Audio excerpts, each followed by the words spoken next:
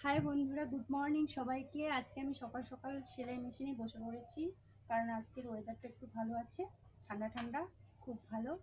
আর আজকে প্রচণ্ড গরম নেই, তাই একটু সেলাইয়ে বসেছি। আর গরম হলে তো মানে গরমের জন্য বসাই যায় না, তো আমার খুব ভালো লাগছে আজকে সেলাই করতে।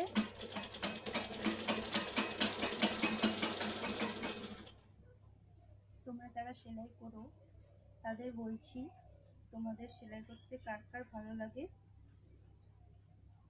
গরমে ভালো লাগে না, বাট কাজটা ভালো লাগে।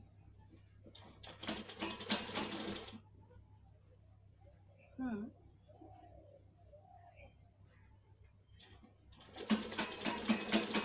তো আজকে হচ্ছে সকালের কাজ সেরেই একদম বসে